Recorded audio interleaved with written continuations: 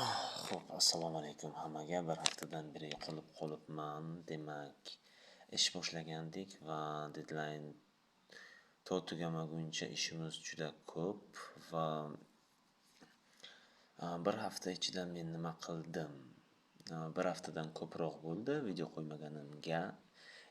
Demak, 19, 20, 22, 23 va 25-sanalarda atigi 3 kilometrdan yuguryapmiz. Hozircha shu qo'ldan kelgancha, lekin haftada bir marta uzun masofaga yugurishni boshlashimiz kerak.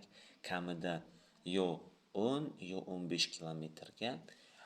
Bu aytib o'tgan sanalarimga faqat 3 kilometrdan yugurib chiqibman va vaqt o'tgan sari natija ham ozgina yaxshilanib boryapti. Hammaga omad, ishlaringizga rivoj, kommentariy yozing, videoga like qo'ying va shunga o'xshagan narsalar qanday sezurman. Tak